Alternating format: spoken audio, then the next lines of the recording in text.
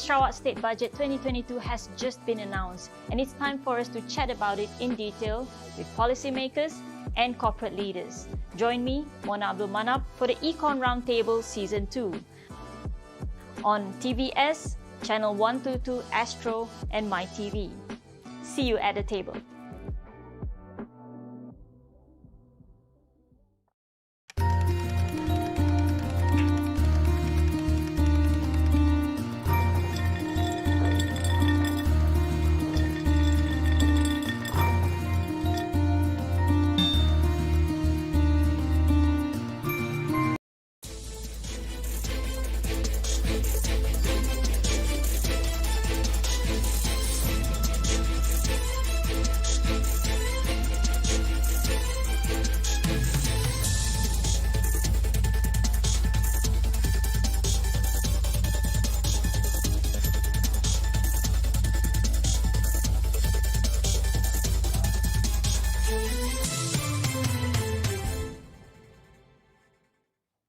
Assalamualaikum, salam sejahtera. Saya Ghazali Zawawi dan anda kembali untuk menonton Sarawak Decides. Pastinya dalam Sarawak Decides kami sentiasa bawakan perkembangan terkini mengenai suhu politik di Sarawak, juga aspek pembangunan di bandar dan luar bandar. Fokus kita kali ini adalah mengenai pembangunan luar bandar. Sebab itu saya tak keseorangan. Saya akan bersama dengan psikologis, penganalisis ekonomi, Datuk Dr. Madeline Verma. Juga Datuk yang akan menyertai kita sekejap saja lagi adalah Hendy Gui yang akan membawakan secara ringkas antara tumpuan yang perlu menjadi fokus utama kita pada jam ini. Hendy sudah bersedia untuk News at 5? Yes, I'm ready. Kalau Hendy sudah bersedia, silakan. Right, thank you, Ghazali. You're now with me, Hendy Gui, and this is your 5 p.m. English news on TVS.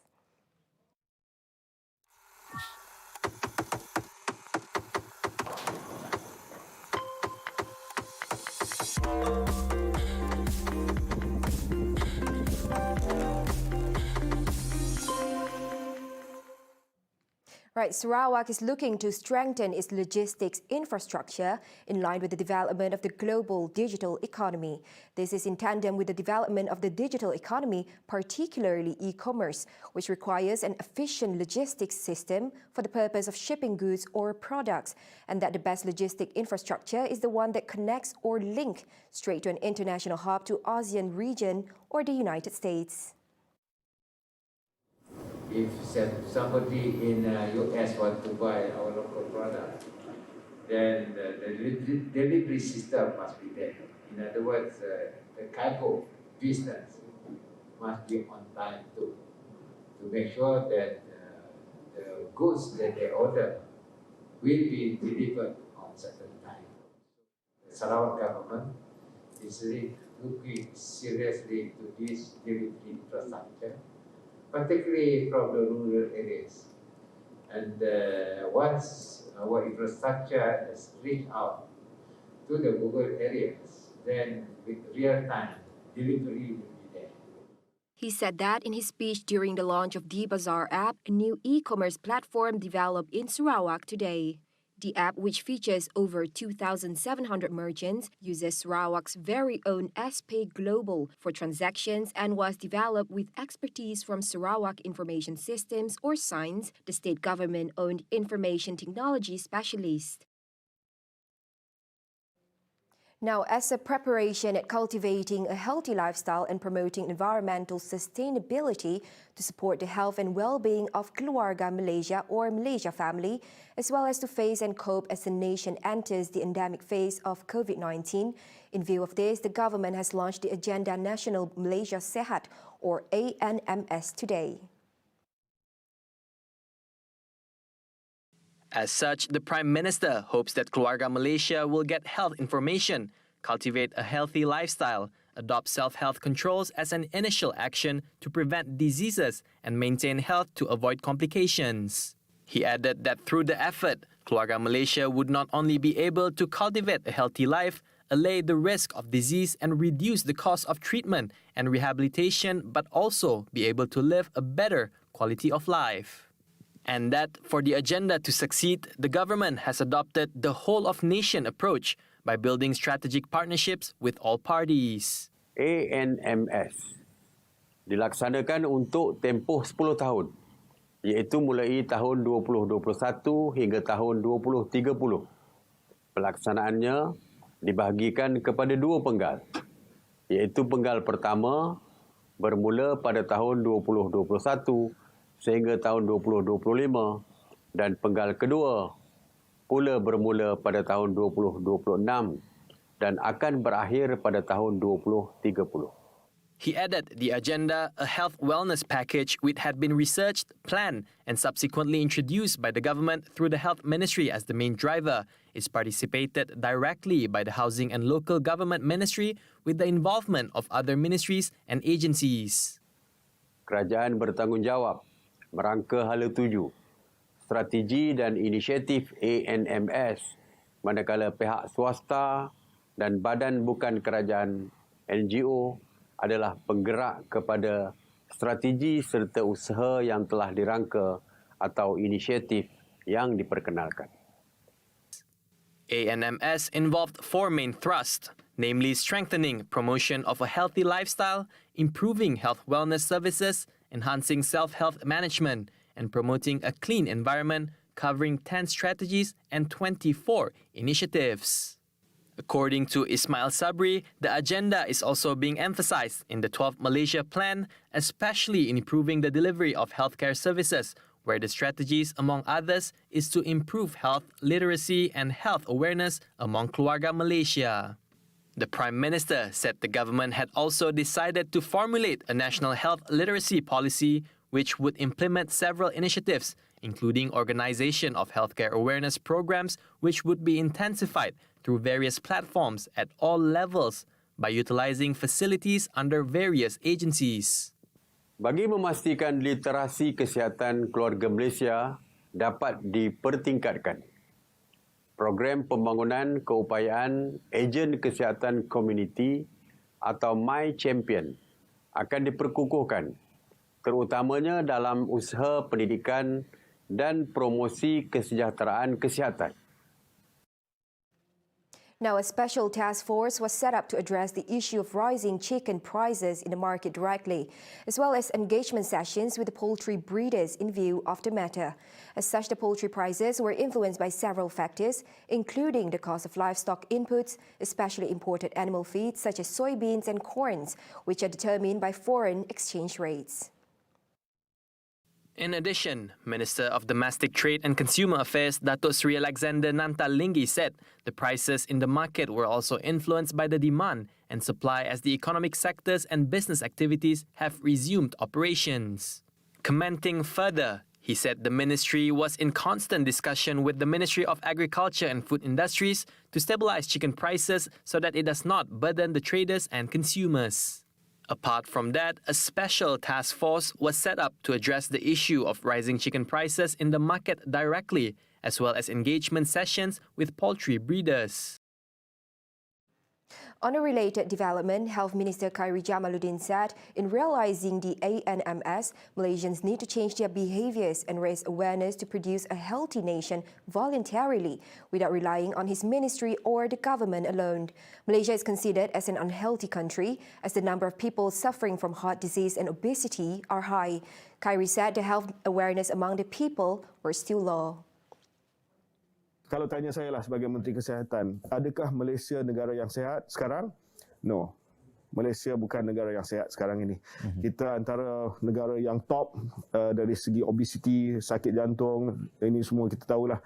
Dan antara penyebab kita punya kadar kematian daripada COVID adalah agak tinggi, adalah disebabkan sebahagian besar daripada mereka yang meninggal daripada COVID mengalami komorbiditi ataupun penyakit kronik. Satu daripada dua rakyat Malaysia terlebih berat badan ataupun obes, termasuk saya sekarang ni. Satu daripada 4 rakyat Malaysia tidak mengamalkan aktiviti kecergasan. Satu daripada 20 saja yang makan dengan nutrisi dan makan sihatlah. Yang selebih daripada itu terlebih makan ataupun makan tidak sihat. Ini statistik rasmi, 500,000 juta dewasa mengalami kemurungan, tapi saya rasa lebih daripada itu. Ini adalah understated ataupun angka yang saya rasa terlalu rendah daripada realitinya. Commenting further, he said a change of behaviour is an important aspect which is the essence of ANMS. Kalau kita nak mengharapkan KKM sentiasa berada di lapangan, keluarkan kompaun kepada semua orang yang melanggar SOP, tak cukup tangan. Meanwhile, KHAIRY said a committee has been set up to bring together all the ministries involved to report on the measures to be implemented to disclose the ANMS at the ministry level. He said apart from taking into account the health factors of the people, the agenda also covered the health of ventilation quality involving new buildings in an effort to prevent COVID-19, which can be transmitted through the air. Now moving on to COVID-19 development. A total of 22,248,737 of the adult population in the country have completed their COVID-19 vaccination as of yesterday, November 10th. Citing data obtained from COVID Now portal, 97.5% of the adult population, or 22,838,338 individuals, have received at least one dose of the vaccines. The total number of doses administered to adults under the National COVID-19 Immunization Program PICK since February 24th have exceeded over 50 million. As for teenagers aged 12 to 17 years old, a total of 2,442,373 individuals, or 77.6% of them, have completed the vaccination, while 86.6%, or 2,725,876 others, have received at least the first dose of the vaccines since the PICK program for the group was launched on September 8th. Meanwhile, a total of 70.1% of Sarawak's intensive care unit or ICU beds were utilized yesterday, the second highest rate in the country, said the Ministry of Health MOH. Based on an infographic posted on the ministry's Facebook, Klang Valley recorded the highest ICU bed utilization rate at 71.4%, while the national rate stood at 60.7%. Other states that recorded ICU bed utilization rates that were lower than the national rate included Pahang, Sabah, Johor, Negeri Sembilan, Perlis, and Kedah. Labuan, on the other hand, had the lowest ICU bed utilization rate at just 25%. Right, the group stage for the Malaysia Cup has officially ended last night. Being drawn in the Group A set, Sarawak United has successfully qualified for the quarter-finals after finishing second in the group, behind Group A leader Kuala Lumpur City FC. However, a tough match lies ahead as Sarawak United now prepares to face Group B leader Terengganu FC in the quarter-finals. Sarawak United head coach E. Elavarasan said his team is cautiously optimistic about facing Terengganu FC in the Malaysia Cup quarter-finals. Elavasaran said overall, Terengganu is a very good team and is the better team on paper, but he reminded that in the Malaysia Cup, anything can happen. He reiterated that Terengganu FC has a strong squad depth, with a backup team of about 40 players. Whereas for Sarawak United, they only have 24 players in the squad, thus causing a problem if any injuries were to happen. The head coach made the comments after Sarawak's final match in the group stage, where the Hornbill squad lost 2-1 to Penang FC. The loss, however, is insignificant as the team had already advanced to the next stage. Sarawak United FC will be playing Terengganu FC this coming Sunday for the first leg of the quarterfinals at 9 p.m. local time. Now on to some global updates. Thousands of migrants continue to mass on the Poland-Belarus border in the hope of reaching the European Union. Belarus was accused of trying to spark a major confrontation, with video clips showing hundreds of migrants walking towards the Polish border and some trying to breach the fence using spades and other implements. Polish government spokesman said there were currently 3,000 to 4,000 migrants near the border and more than 10,000 others across Belarus ready to try and cross into Poland. Meanwhile, additional soldiers, border guards and police were deployed, while neighboring Lithuania said it might introduce a state of emergency on its border with Belarus.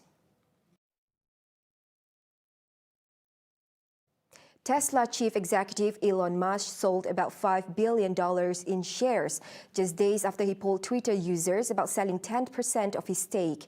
In his first sale since 2016, Musk's trust sold nearly 3.6 million shares in Tesla, worth around $4 billion, while he also sold another 934,000 shares for $1.5 billion after exercising options to acquire nearly 2.2 million shares. The 4.5 million shares equate to about 3% of his total holdings in the electric vehicle manufacturer, which makes up the vast part of his estimated $281.6 billion fortune, according to Forbes. Musk on Saturday, November 7th, polled Twitter users about selling 10% of his stake, helping to push down Tesla's share price after a majority on Twitter said they agreed with the sell. The stock sank 12% on Tuesday, November 9th, in a multi-day sell-off that endangered the company's position in the $1 trillion club, but recovered 4.3% on Wednesday. The options-related sales were set up in September through a trading plan that allows corporate insiders to establish pre-planned transactions on a schedule. Musk has more than 20 million further stock options that are due to expire in August of next year. While Tesla has lost close to $150 billion in market value this week, retail investors have been net buyers of the stock. Some 58% of Tesla trade orders on Fidelity's brokerage website on Wednesday were for purchases rather than sales. Tesla is now up more than 51% in 2021, thanks largely to an October rally that was fueled by an agreement to sell 100,000 vehicles to rental car company Hertz. And that wraps up the 5 p.m. English news for today. Once again, I'm Hendy Gui. Stay safe and have a pleasant day. Back to you, Ghazali. Baik, terima kasih Handy untuk News at 5. Baik penonton, fokus kita pada hari ini adalah mentransformasikan pembangunan ekonomi luar bandar. Sebab itu saya tidak keseorangan. Selepas ini kita akan bersama dengan psikologis, penganalisis ekonomi, Datuk Dr. Madanin Burma. Semuanya hanya dalam Sarawak Decides. Jangan ke mana-mana.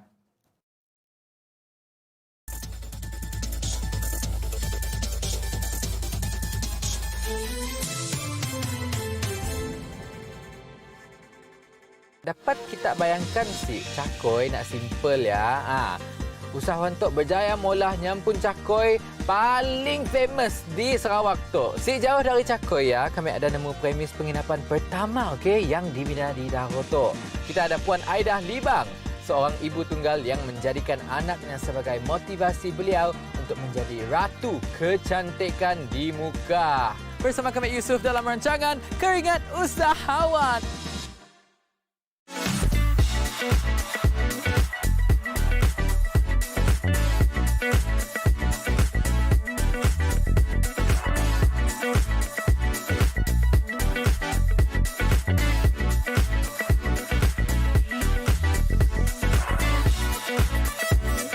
Saksikan Kenali Dun Sarawak setiap Jumaat 5.30 petang hanya di TVS saluran 122 Astro dan My TV. #Sarawak Decides.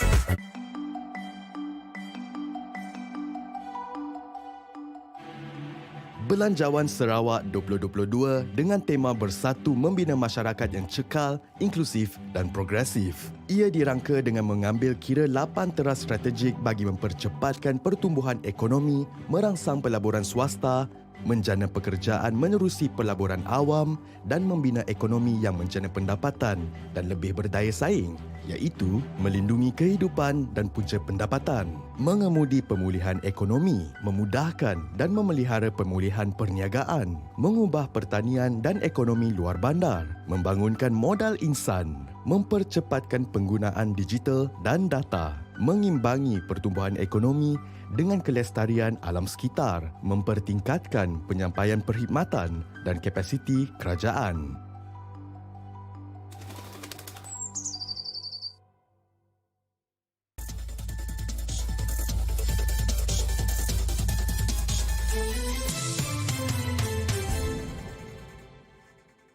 Kerajaan Sarawak telah membangunkan food basket bagi mentransformasikan kawasan Betong, Sarike dan Muka, juga memperuntukkan 216 juta ringgit bagi projek kecil luar bandar. Fokus kita untuk edisi Sarawak Disat kali ini adalah mentransformasikan pembangunan ekonomi luar bandar. Kita bersama dengan psikologis, penganalisis ekonomi, Datuk Dr. Madeline Burma.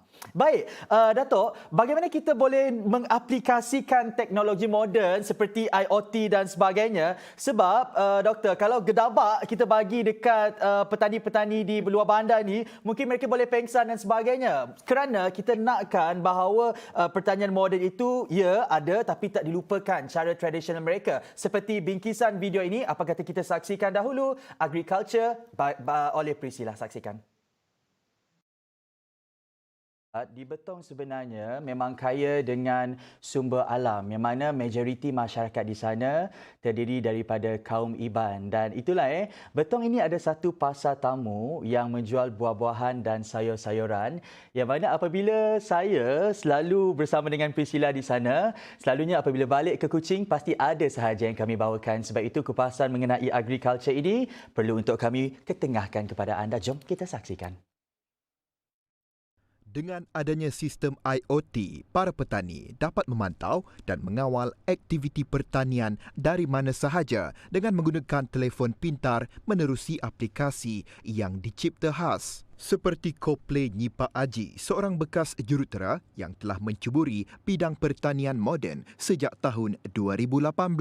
Dengan adanya sistem IoT, katanya, segala kerja-kerja pertaniannya lebih dipermudahkan lebih-lebih lagi dari segi tenaga kerja.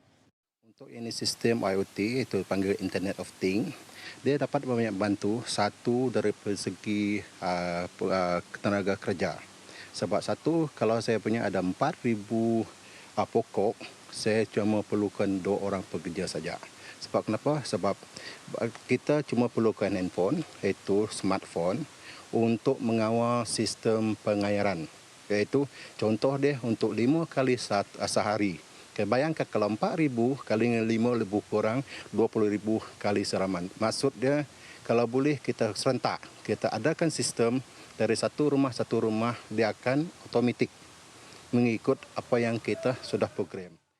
Selain itu, katanya, pertanian moden ini juga seiring dengan falsafah ekonomi digital Ketua Menteri Datuk Patinggi Abang Johari Tun Openg untuk membangunkan sektor pertanian negeri. Menerusi penggunaan sistem IoT juga, produktiviti pertanian dapat dipertingkatkan seterusnya berjaya menembusi pasaran antarabangsa. Atau BBC oleh yang amat berhormat Ketua Menteri Sarawak, iaitu Abang Zohari, itu dia mau Internet of Things. Dia mau majukan tu pertanian ni, terutama untuk luar bandar, dan juga dia ada peruntukan yang banyak. Dia saya ingat berbilion ringgit untuk khas untuk pertanian. Dan untuk tahun 2021 ni, bajet tahun lepas dia orang ada peruntukan lebih kurang 60 juta, untuk pekebun ataupun untuk petani. Dan juga dia orang sekarang ni kerajaan mempunyai langkah. Dia orang ada buat satu department, Jabatan Pertanian dipanggil bahagian Jabatan Pengembangan. Di mana tahun lepas saya terlibat untuk mengajar. Untuk mengajar itu bekas-bekas tentera dan juga pemuda ataupun generasi yang baru, generasi pemuda-pemuda. Para petani muda turut digalakkan untuk mencuburi bidang pertanian pintar seperti ini. Kerana ia tidak lagi melibatkan penggunaan tulang 4 kerat sepenuhnya tetapi dipacu oleh teknologi di hujung jari. Ditambah juga dengan Internet of Things, dengan melalui handphone, semuanya sangat merangsangkan mereka untuk melibatkan diri ataupun menceburkan diri dalam bidang pertanian. Sementara itu, bagi petani Yuan Ahmad, IoT banyak memudahkan aktiviti pertaniannya, terutama dalam sistem pembajaan. Operasi dengan ada sistem IoT lagi banyak memudahkan bagi pihak kami untuk terutama dalam sistem pembajaan. Dengan sistem IoT kita dapat mengawal jumlah kandungan baja dan bilangan kuantiti baja yang disalurkan ke RPH, dan di samping itu juga peningkatan hasil agak amat ketara lah. So hasil mungkin lebih bertambah dalam 30-40% lah. Okey. Yang selebihnya dari segi tenaga pekerja, so kita dapat mengurangkan tenaga pekerja dengan cara kita boleh pantau menggunakan handphone. Dengan adanya sistem IoT, ianya sangat mudah dan jimat masa. Sekian saja laporan pada saya Priscilla John bersama juru kamera Nazula melaporkan untuk TVS. Itulah pertanian moden, tak menggunakan tulang 4 kerat sepenuhnya golongan petani itu, dipacu juga oleh IoT dan sebagainya. Namun Datuk, sekiranya ianya tak dilakukan secara berperingkat, gedabak kita bagi kepada mereka, kok boleh pengsan Datuk. Jadi mungkin boleh dikongsikan daripada Datuk sendiri, bagaimana sebenarnya kita letakkan teknologi moden ini dalam pertanian mereka di kampung, di luar bandar dan sebagainya, tanpa melupakan unsur tradisional mereka, Datuk. Terima kasih ya. Seronok saya menengok video tadi, tengok TV. Oh, dah sempat layu menengok semua ni. Sebenarnya saya berpandangan bahawa Sarawak mempunyai potensi yang sangat luas. Satu, kita mempunyai saiz tanah yang luas. Nombor satu. Nombor dua, masyarakat kita sudah sebati. Pertanian ini adalah sebahagian daripada kehidupan masyarakat kita. Jadi maknanya kalau kita sebut aja pertanian kepada anak-anak Sarawak lah, sekurang-kurangnya 80% atau 90% daripada kita sudah kenal apa itu pertanian. Cuma ada variasi dari segi bentuk pertanian yang difahami. Macam saya membesar dalam keluarga saya memang dari dulu memang menanam padi dan sebagainya. Tapi sekarang saya menengok adik-beradik saya, ada yang adik-beradik saya yang cuba menceburi sistem yang tadi yang seperti ditunjukkan. Dia menggunakan Internet of Things. Mereka cuba nak menggunakan precision farming. Mereka sudah cuba menceburi bidang-bidang sebegini.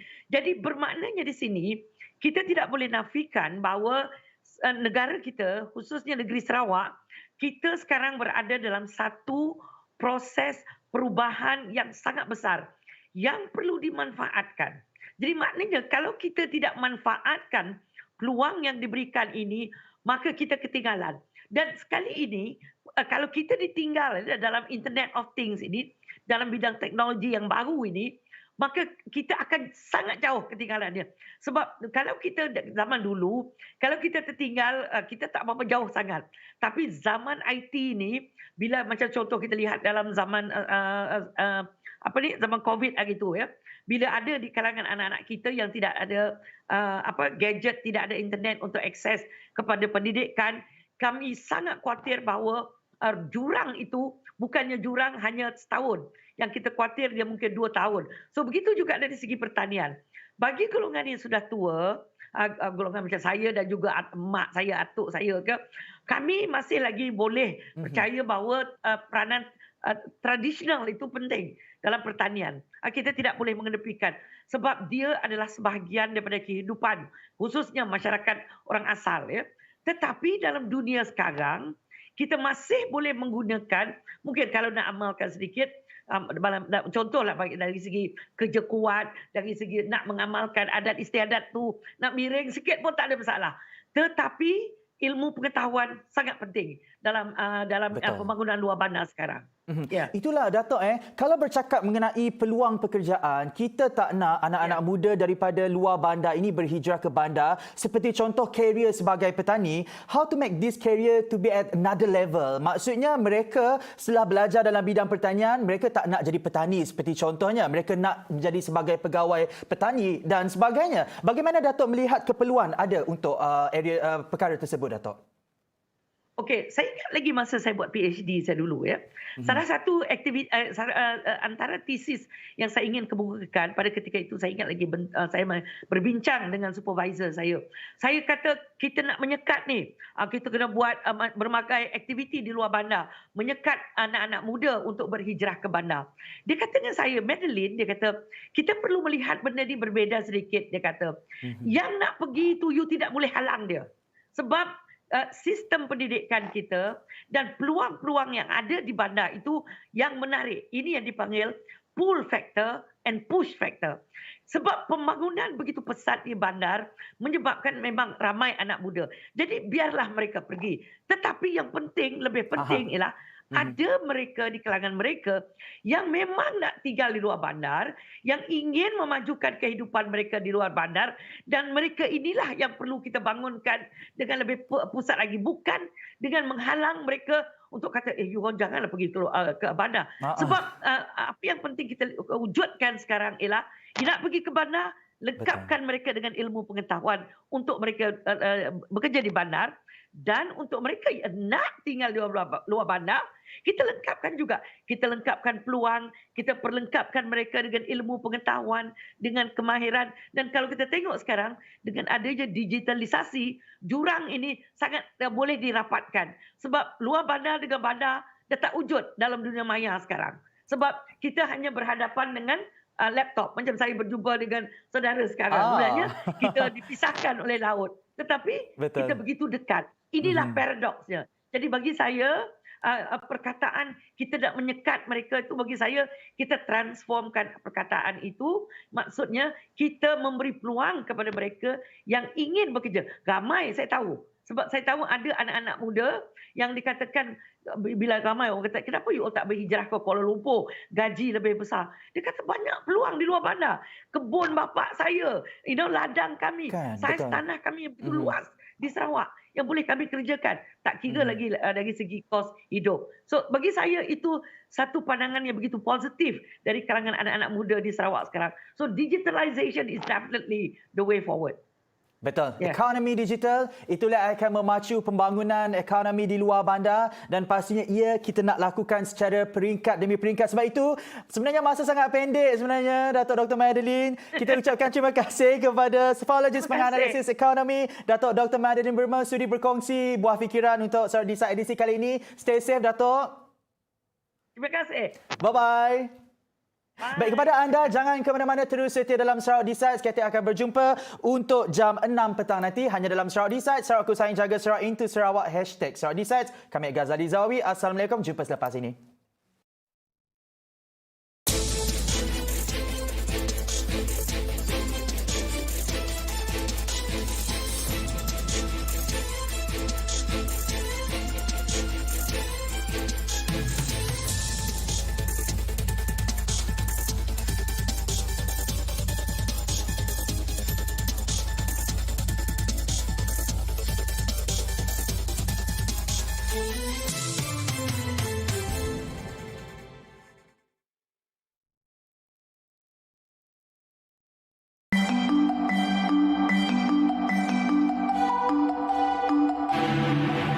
Servis Sarawak merupakan model penyampaian perkhidmatan